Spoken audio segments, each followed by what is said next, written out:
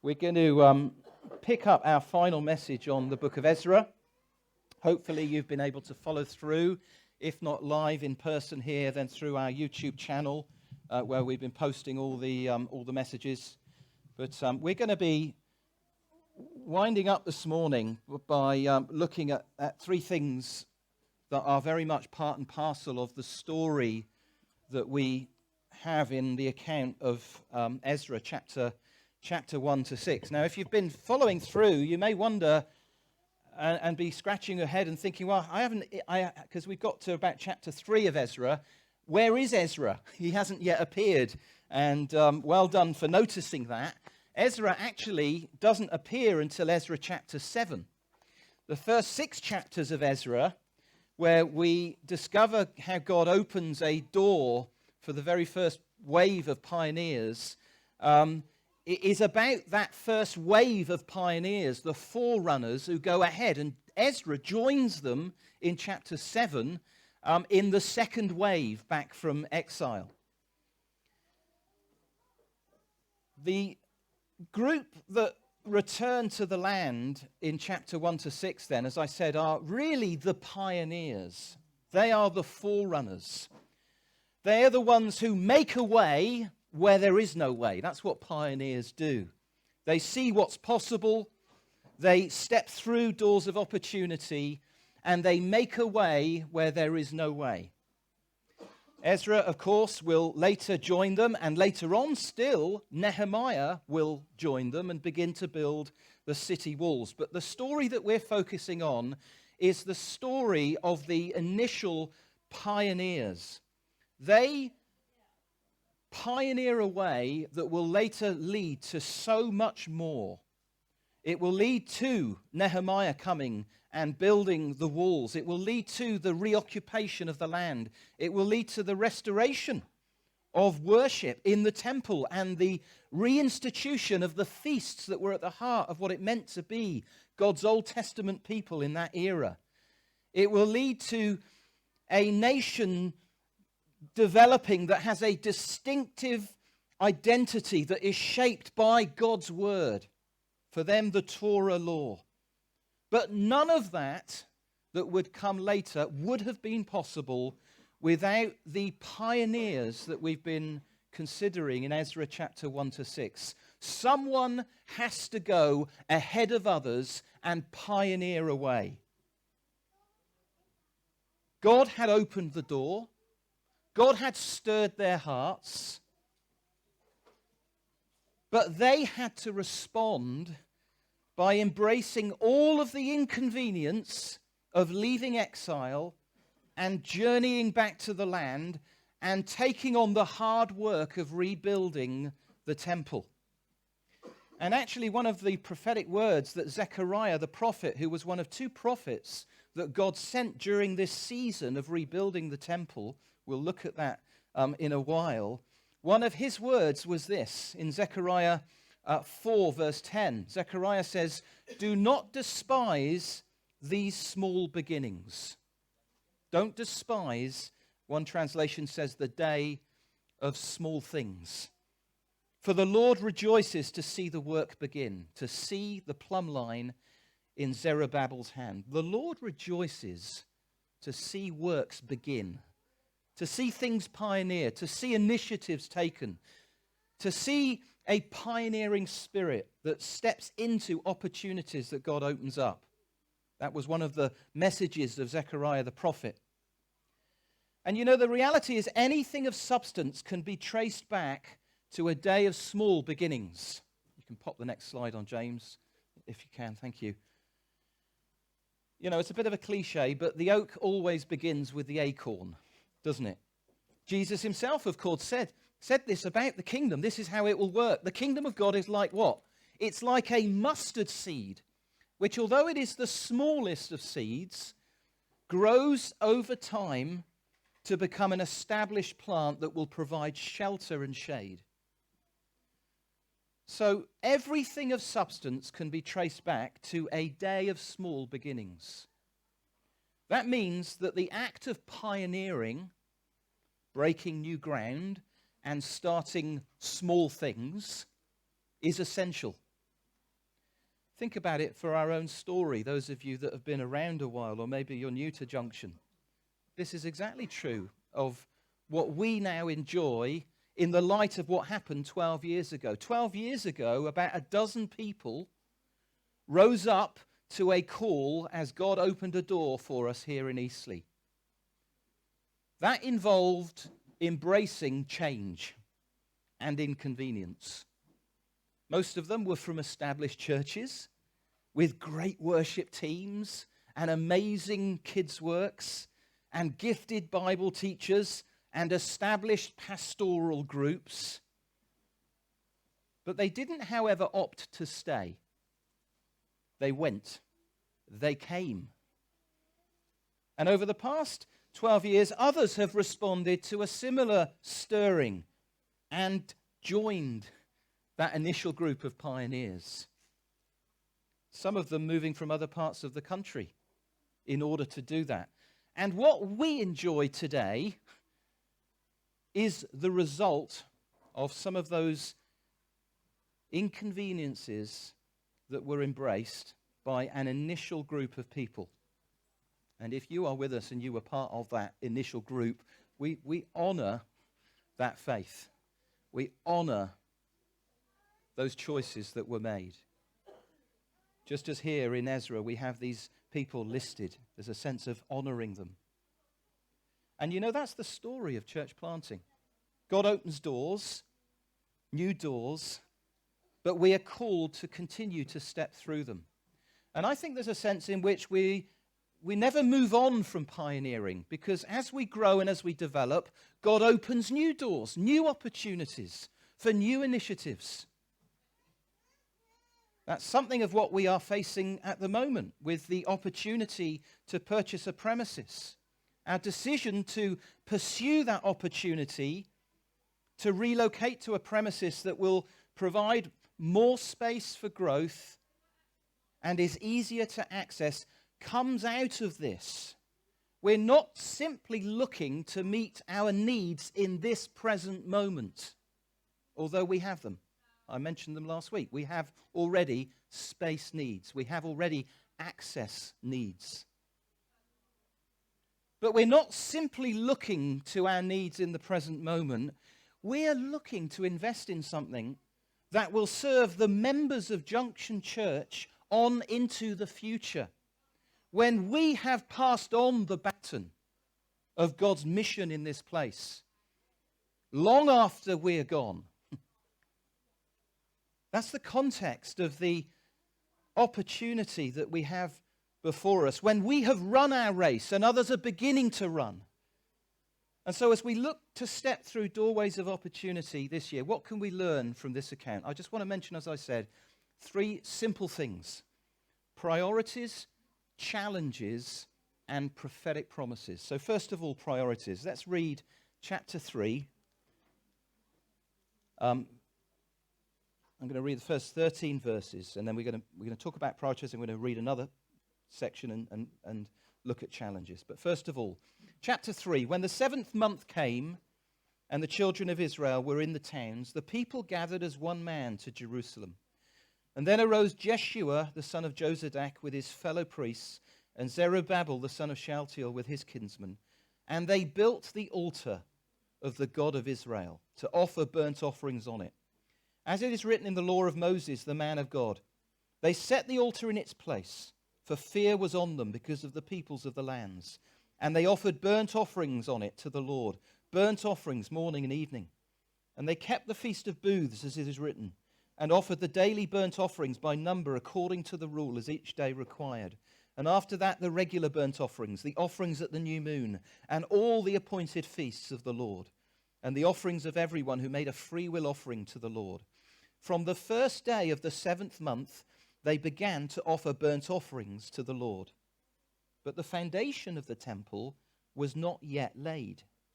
So they gave money to the masons and the carpenters, the food, drink, and oil to the Sidonians and Tyrians, to bring cedar trees from Lebanon to the sea, to Joppa, according to the grant that they'd had from Cyrus, king of Persia. Verse 8, now in the 2nd year after their coming to the house of the Lord, at Jerusalem in the 2nd month, Zerubbabel, son of Shealtiel, and Jeshua, son of Jozadak, made a beginning, together with the rest of their kinsmen, the priests and Levites, and all who had come to Jerusalem from the captivity. And they appointed the Levites, it describes that there. And then in verse 10, and when the builders laid the foundation of the temple of the Lord, the priests in their vestments came forward with trumpets, and the Levites, the sons of Asaph, with cymbals, to praise the Lord according to the directions of King David of Israel. And they sang responsively, praising and giving thanks to the Lord, for he is good, and his steadfast love endures forever towards Israel. And all the people shouted with a great shout, because the foundation of the house of the Lord was laid. Priorities are important. What were their priorities? Think about this, because it's interesting. Priority number 1 was building an altar.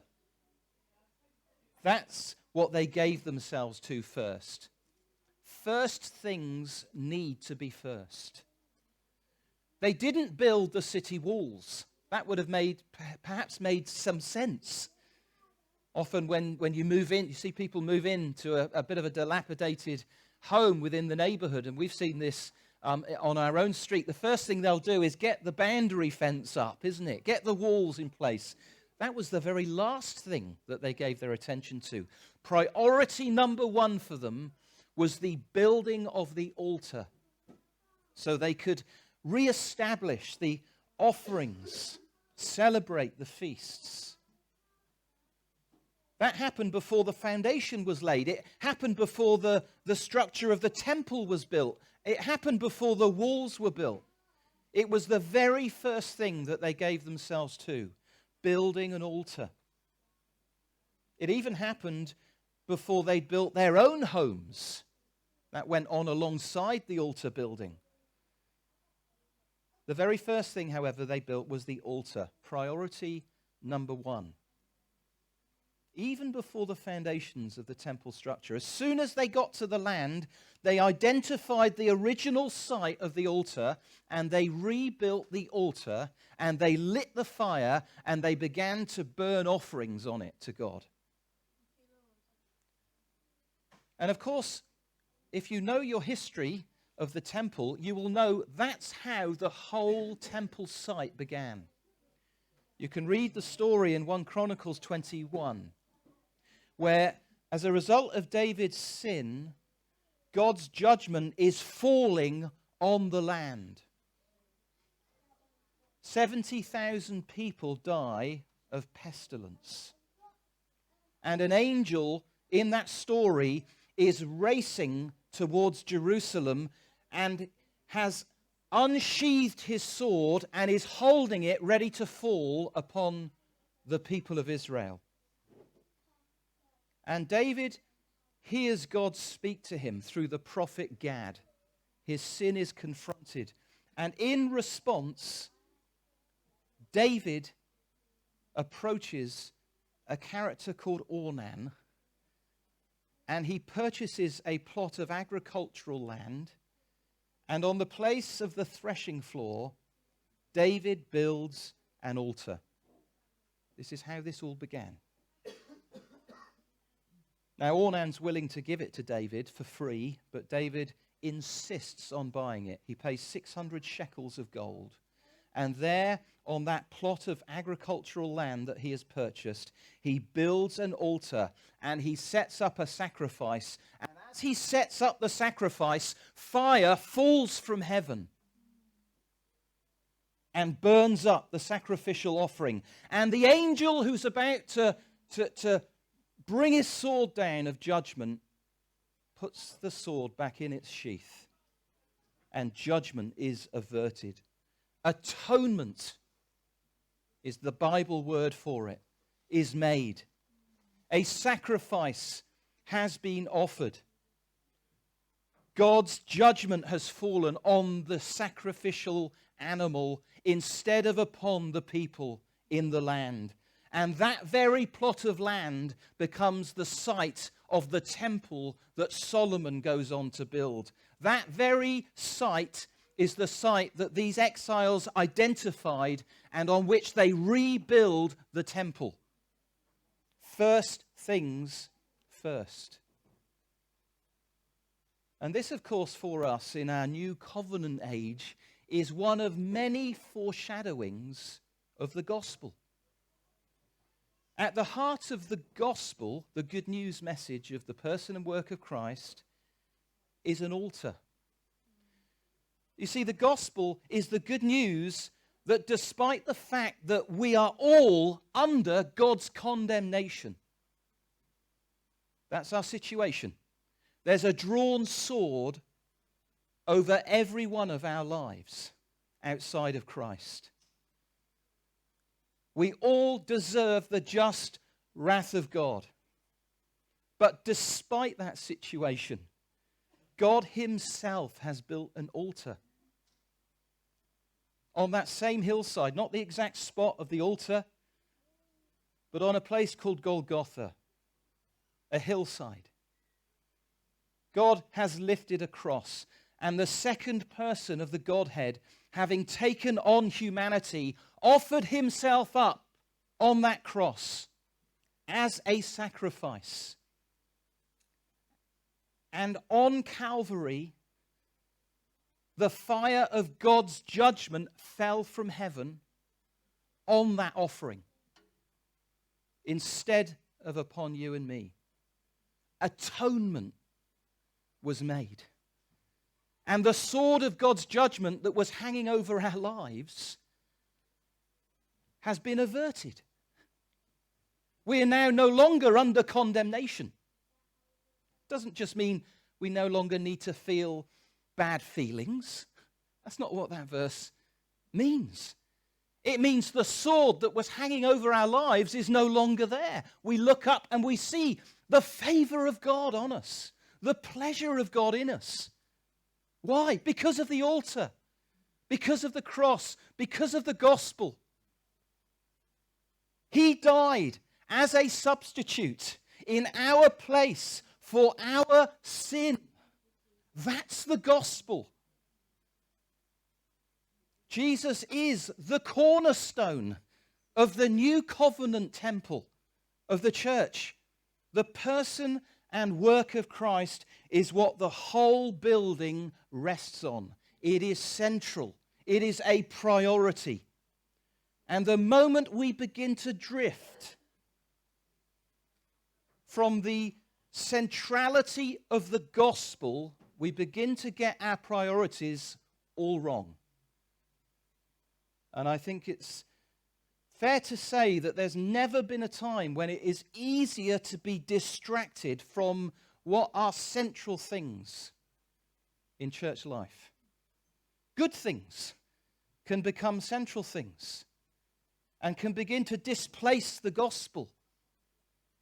And so when social action or political campaigning or hot potato justice issues or Christian education or support for Israel or cultural relevance displace the gospel as the central thing, we've begun to get our priorities wrong. First things first. The altar, the gospel. And as we look ahead to building God's house in this place, we want to build a house that has as its very center the gospel. On this rock, I'll build my church. What was that rock? It was Peter's confession of who Jesus is. The person and work of Christ is the rock upon which God's house in our new covenant age is built. So I want to appeal to us as we look ahead, because even a building project can become a distraction from the gospel. Let's keep first things first.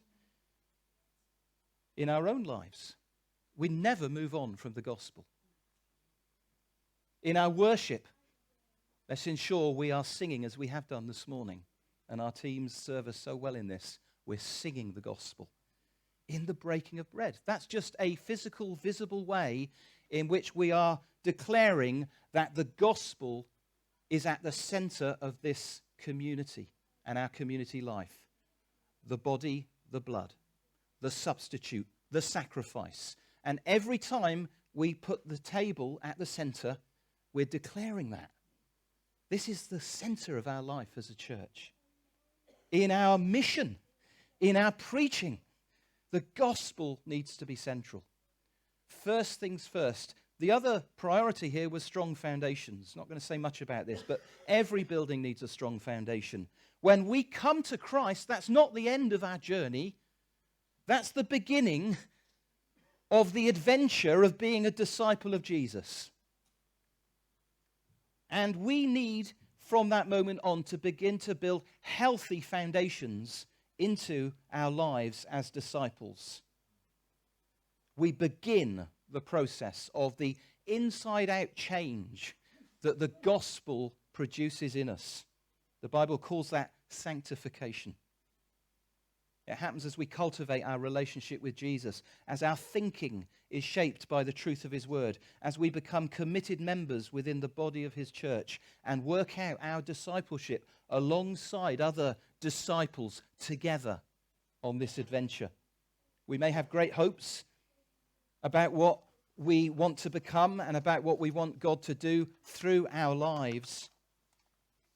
But our priority number one is the building of personal foundations.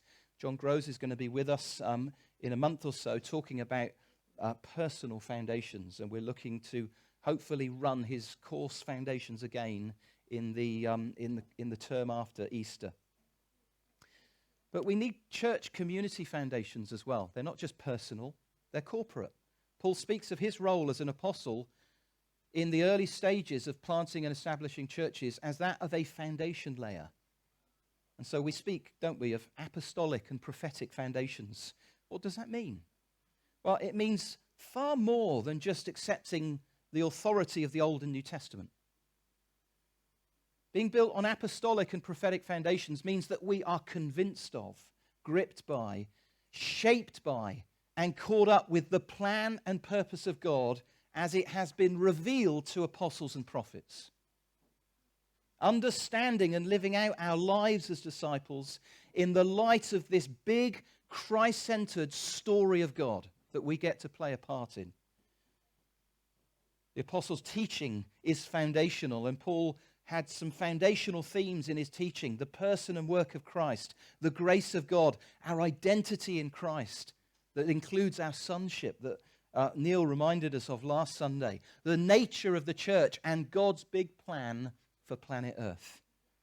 And so as we continue to build here in Eastleigh, God's house, let me encourage us to ensure that first things are indeed first. To ensure the gospel remains central and that we build an apostolic and prophetic foundations. Okay, that's priorities. Now we hit challenges. Let's read just a few verses from chapter 4, verse 1.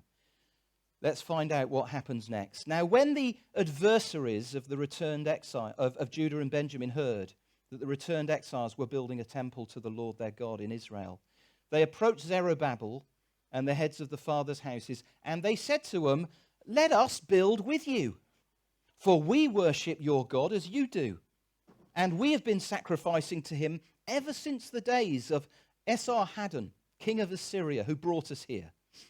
But Zerubbabel, Jeshua, and the rest of the heads of the fathers' houses in Israel said to them, "You have nothing to do with us in building a house to our God, but we alone will build to the Lord, the God of Israel, as King Cyrus, the king of Persia, has commanded us." And then the people of the land discouraged the people of Judah and made them afraid to build. And they bribed counselors against them to frustrate their purpose all the days of Cyrus, king of Persia, even until the reign of Darius, king of Persia. And then verse 23 and 24. In the meantime, we read about a letter that's sent and then a reply that comes back to the letter of complaint about what they were doing from King Artaxerxes.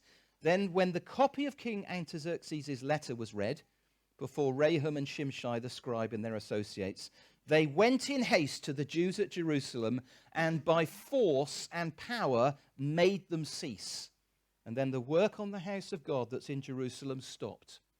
And it ceased until the second year of the reign of Darius, king of Persia. Okay, you're following the story through. This is another feature of their experience and their story. Initially, they make good progress. They build the altar, and it's operational. Foundations are laid, but then things begin to get very challenging and interesting. It wasn't smooth sailing. And you know, it never is smooth sailing when we engage intentionally in God's mission. Pioneering has particular challenges associated to it. When things are small and when they are young, they are inherently vulnerable. And so just because God opened the door for them didn't mean they were going to sail through it without any challenges and opposition. In fact, in many ways, the battle begins to hot up when we begin to step through the doors of opportunity and engage in God's purposes. I mean, they'd been in exile for 70 years, quite comfortable, not yet in the land. There's no altar, there's no temple, there's no city walls. The moment they step back into the land with intention and engage in God's mission, there is kickback. There's challenge. The Christian life, somebody said, isn't like a battle. It is a battle. Jesus taught us to pray. We read it earlier. As disciples, part of the Lord's Prayer. Please don't lead us into temptation. Please deliver us from the evil one. What does that anticipate in terms of what it means to be a disciple of Jesus? It anticipates some challenges, some battles. Paul speaks of standing together with the full armor of God on. Spiritual warfare isn't some strange esoteric thing that happens in a private prayer closet in some weird realm somewhere. Spiritual warfare is usually experienced in the challenges we face as we go about planting and establishing churches as the outpost of God's kingdom and the agency of his mission. Jesus said, I will build my church, and the gates of Hades will not prevail against it. What are they resisting? The building of his church. Paul says, I think we mustn't be unaware of the devil's schemes. Neil reminded us last week of the fact that in Nehemiah, in one hand they had a sword and in the other hand a trowel, that building and battling always go together. It's often experienced as much in the ways in which the enemy works within the church community as in hostility and opposition from the outside. You find that as you read through the lines of the letters of the New Testament. Just problems, interpersonal problems within the relationships of a church community. Misunderstanding, conflict, disunity. On a personal level, just personal problems that absorb you and distract you. Family issues that flare up. Health battles at times. The writer here records some of these battles. The first one is the battle of assimilation, the temptation to assimilate. He reads that in chapter 4, verse 1 to 3. These people come, and they're from the northern region of Israel. They're a mixture of Assyrian blood and Assyrian worship practices, as well as something of the Torah mixed in there. Later become known as the Samaritans. They held on to some of the ideas of their Israelite ancestors and bits and pieces of the law, but they'd also assimilated pagan beliefs and practices. And they had their own worship sites and procedures. And here they come to the exiles and they say, look, we all worship the same God. Let's lend a hand. It was a tempting offer, wasn't it? I mean, the workload, as we saw, was vast. The resources were low. And they really could do with some help. But Zerubbabel is firm. He refuses their help, sensing, I suspect, another agenda. Paul in the New Testament speaks of the danger of entering into partnerships in our lives that will undermine and compromise our distinctive identity as the people of God. Don't be yoked together, he says, with those who do not believe. For what partnership is there between righteousness and lawlessness? What fellowship does light have with darkness? What agreement does Christ have with Belial? Or what does a believer have in common with an unbeliever? And what agreement does the temple of God have with idols? For we are the temple of the living God. And the picture is, of course, two oxen yoked together, ploughing a field. If they're unequally yoked, they're ineffective.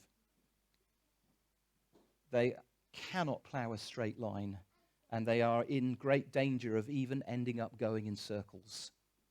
Now, this isn't, I don't think, about having no relationships with people outside of the church community and insulating ourselves in some monastery somewhere. I think it's reflecting and entering into some serious partnerships in our life that by definition will lead us to some form of gospel compromise. Paul says, don't do that. Don't sign that contract. Don't enter into that transaction. The temptation for assimilation. Secondly, discouragement. 4 verse 4, having failed in that attempt, they now discouraged them. The original word in Hebrews means they weakened their hands. They began to say things that undermined their confidence. Don't know if you've ever heard that kind of narrative. And the result is it just leaves you with your confidence undermined. Undermining their sense of identity and worth with a view to stalling the mission of God. The lie that what we're doing is entirely insignificant, worthless, without value. I wonder if you've heard that narrative. It's discouragement. And then there's intimidation. It becomes more and more hostile. Now there are threats. Now there are consequences that they are being frightened by and instilling a fear. And then it ramps up even more, and there are obstacles and opposition. There's a whole conspiracy against them that was intended to throw obstacles in their way. There's a prolonged period of problems, red tape, government interference, hurdles, and eventually they stop their work of rebuilding and everything grinds to a halt. And you know, that whole period of challenge went on for about 16 years. The whole project took 20 years till they'd rebuilt the temple.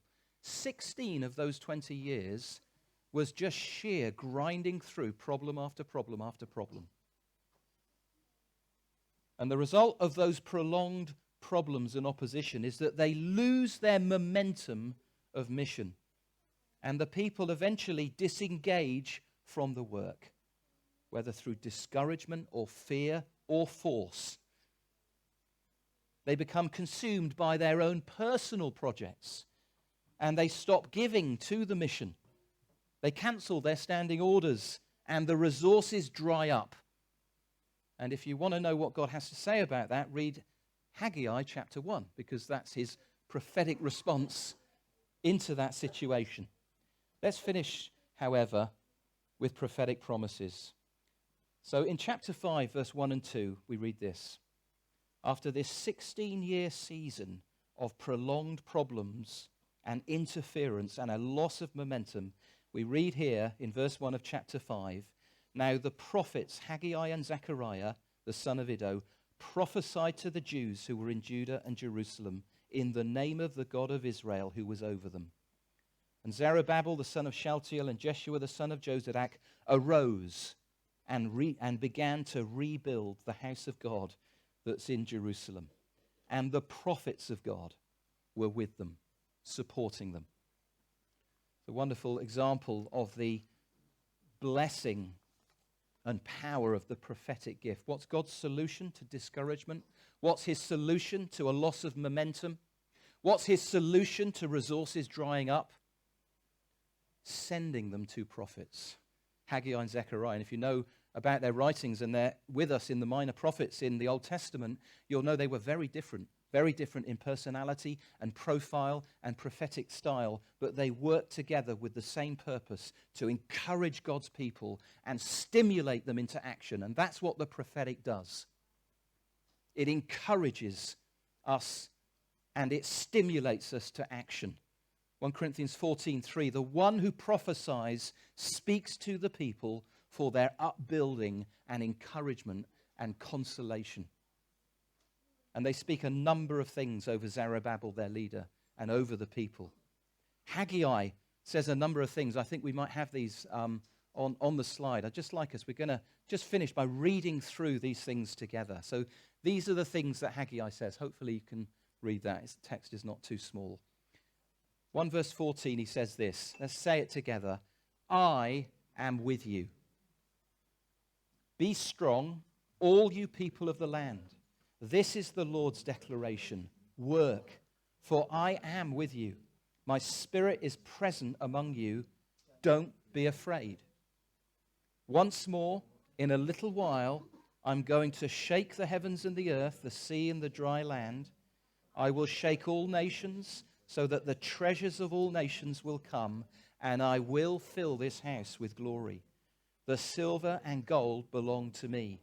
The final glory of this house will be greater than the first. I will provide peace in this place. That was God's message into that very context of problems and challenge. And then Zechariah has a number of wonderful prophecies. Let's just read a sample of them. In mercy, I have returned to Jerusalem. My house will be rebuilt within it, and a measuring line will be stretched out over Jerusalem. This is what the Lord of armies says. My cities will again overflow with prosperity. The Lord will once more comfort Zion and again choose Jerusalem. Jerusalem will be inhabited without walls. I think this is on the next slide. Let's go for it. Jerusalem will be inhabited without walls because of the number of people and animals in it. I myself will be a wall of fire around it, and I will be the glory within it. Shout for joy and be glad, for I am coming to dwell among you. Many nations will join themselves to the Lord on that day and become my people. I will dwell among you, and you will know that the Lord of armies has sent me to you. And then finally, this is the word of the Lord to Zerubbabel, not by strength or by might, but by my spirit, says the Lord of armies. What are you, great mountain? Before Zerubbabel, you will become a plain, and he will bring out the capstone, accompanied by shouts of grace, grace to it. Zerubbabel's hands have laid the foundation of this house, and his hands will complete it. Then you will know that the Lord of armies has sent me to you. For who despises the day of small things? Prophetic promises are one of the ways in which we battle as believers through what Paul calls an evil day or season. You see, the enemy loves to seduce. He loves to discourage. He loves to intimidate. He loves to frustrate. But prophecy strengthens our hands. It encourages our hearts. It cultivates hope within us. That's why Paul says to Timothy, Timothy, my son, I'm giving you this instruction in keeping with the prophecies previously made about you, so that by recalling them, bringing them back to mind, you may fight the good fight, having faith and a good conscience, which some have rejected and have shipwrecked the faith. Let me encourage us to stir up the gift of prophecy, to be very careful that we are not those that despise prophetic utterances. Let's recall what God has said and spoken and pray in his prophetic promises. So, as we wind up, first things need to be first as we build God's house. We need to recognize the reality of spiritual warfare. We build and we battle. We mustn't be ignorant of the devil's schemes, the temptation to assimilate, the voices of discouragement and intimidation, even prolonged problems that flare up, that need to be worked through. By faith and patience, we inherit the promises of God. And let's be eager to prophesy. Let's not despise prophetic utterances. Let's draw all the encouragement we can from what God has promised. I think we've got a number of prophetic words that relate to growth and expansion in the building typed up at the back there. If you haven't got a copy of those, take them, pray them in. Let's stand together.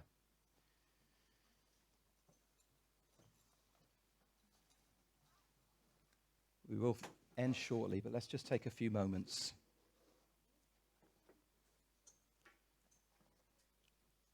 Just as we were earlier, just again offering ourselves up to God and to his purposes.